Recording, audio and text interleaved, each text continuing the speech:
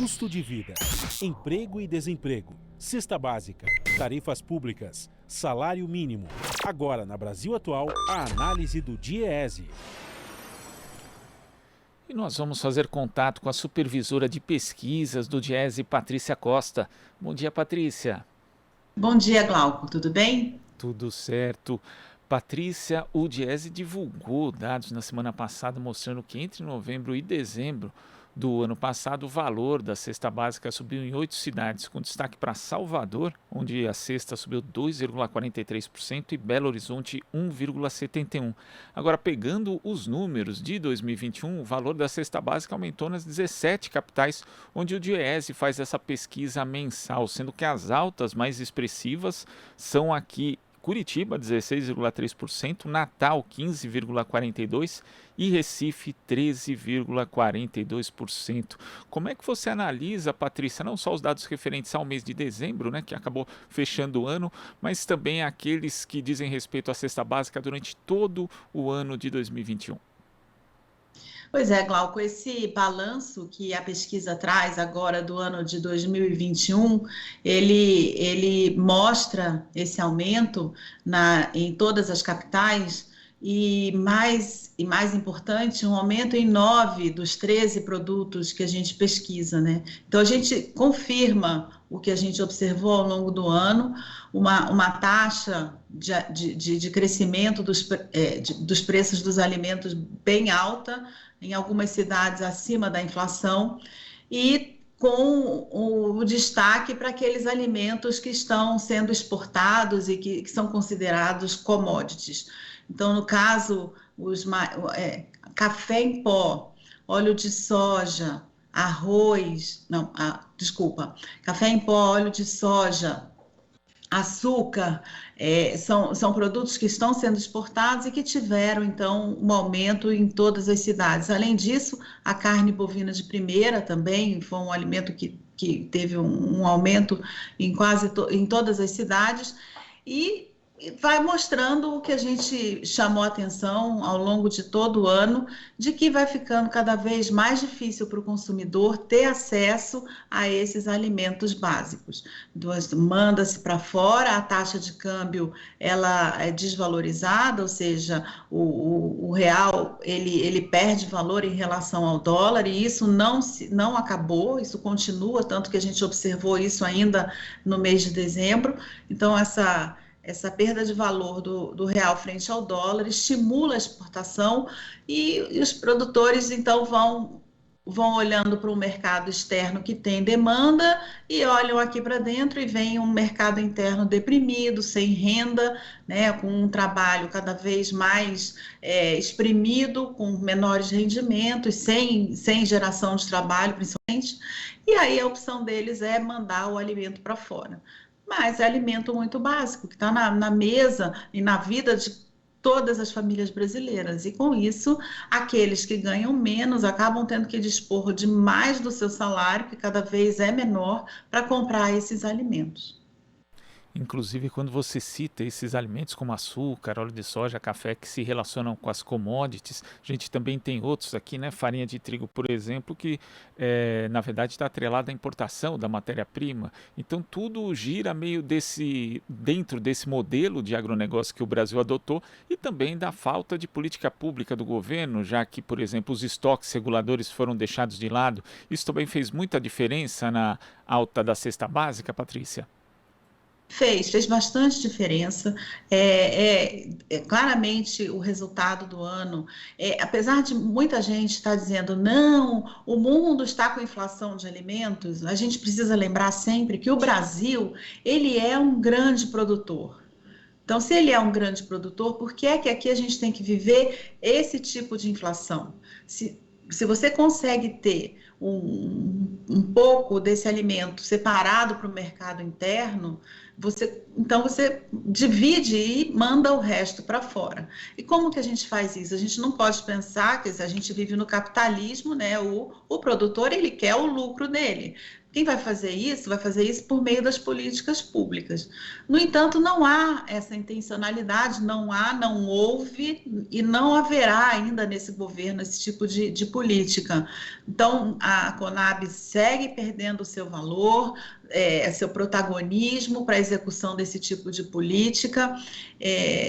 Você tem também uma agricultura familiar que também não consegue dar conta da demanda interna, que nem é grande, né, Glauco? Porque vamos pensar que a pesquisa também mostrou que arroz e feijão, que são dois alimentos extremamente básicos, eles tiveram seus preços reduzidos entre 2020 e 2021. Isso significa o quê? As pessoas, elas não conseguiram comprar o arroz e o feijão na quantidade que sempre compravam. Por quê? Porque o patamar de preços está muito alto. Apesar da queda de preços, o patamar ele não voltou ao nível de 2020 ou 2019. Ainda temos um preço expressivo do quilo do arroz e do feijão. E vai ficando cada vez mais inacessível para as famílias. Então, com isso, elas compram menos, porque elas têm menos renda. Então, veja, um país que não cresce, um país que não gera emprego e que não gera renda suficiente para que a sua população, principalmente a mais pobre, possa comer. Olha, esse é o país que a gente vive hoje. Quer dizer, mesmo quando o preço baixa, as pessoas não têm a condição de fazer essa compra, né? Então, quer dizer, os alimentos, esses que você citou, por exemplo, acabaram baixando de preço por conta da demanda e mesmo assim as pessoas não têm acesso, porque a renda também caiu bastante, né, Patrícia?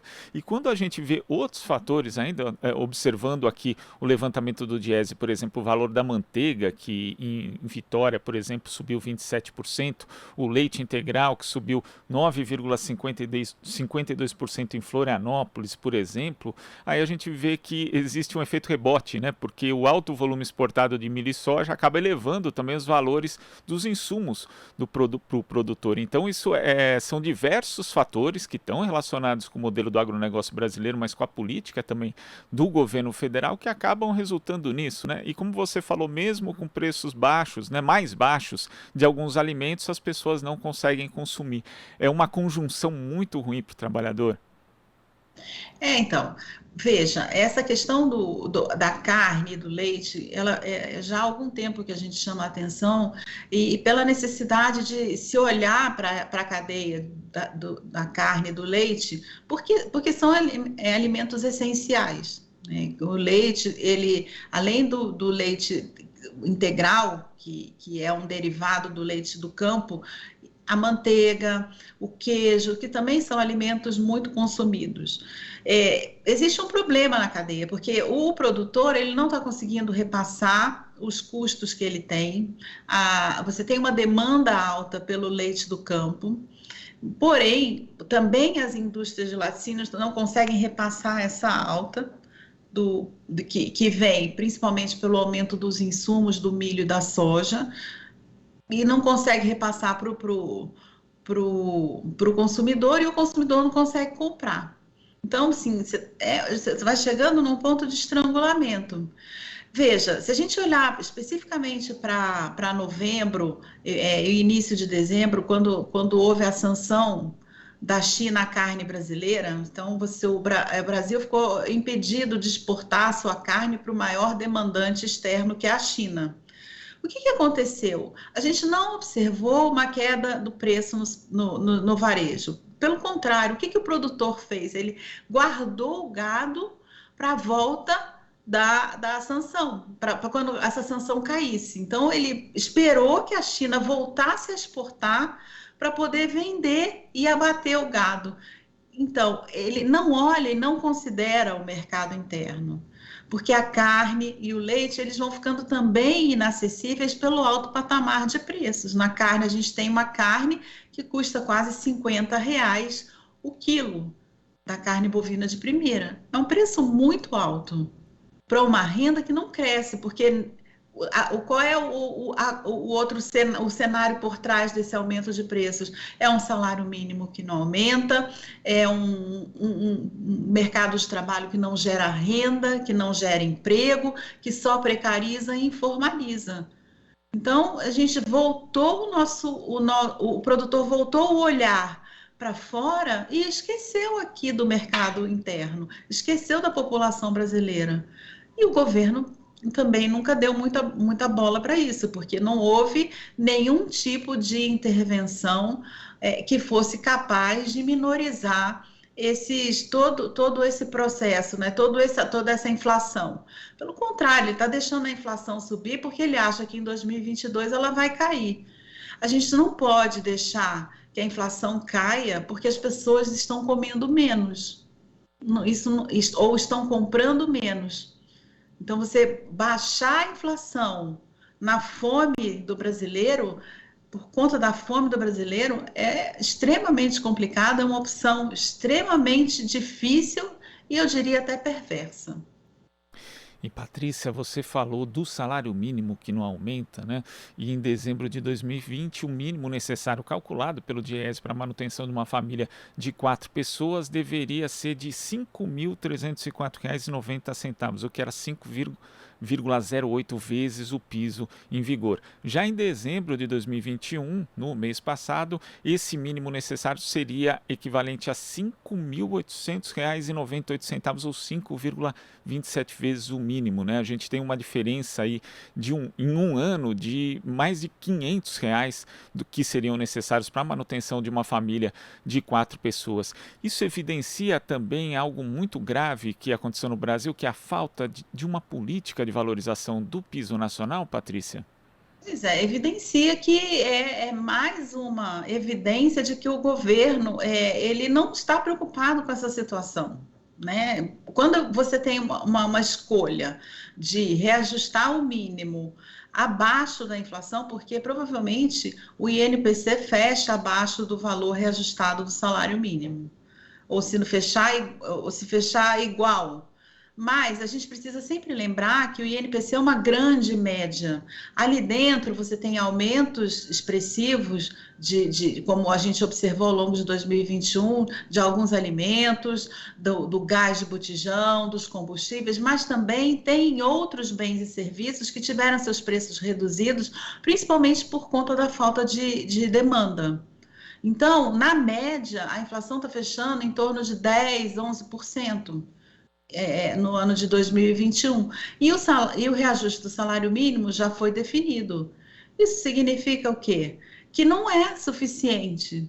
Se a gente pensar que a alimentação ela tem um peso bastante expressivo no orçamento das famílias, dos trabalhadores que ganham menos, ele vai ter cada vez mais que escolher o que comer.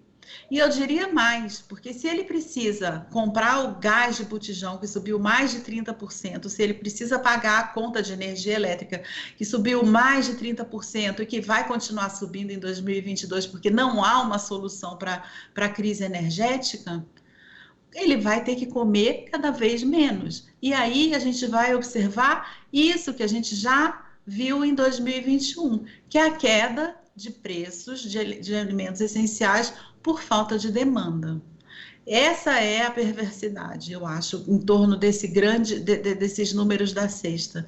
É você não permitir que o trabalhador e a trabalhadora tenham acesso aos alimentos que elas sempre consumiram por conta de um agronegócio que visa o lucro, por conta a gente pode até falar em uma dolarização dos preços dos alimentos, a partir do momento que o preço interno passa a acompanhar a alta das commodities.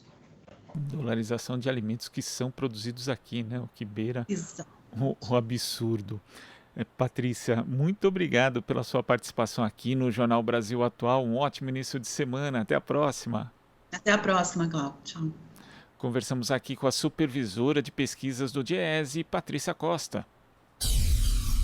Aqui você ouve as notícias que os outros não dão. Jornal Brasil Atual.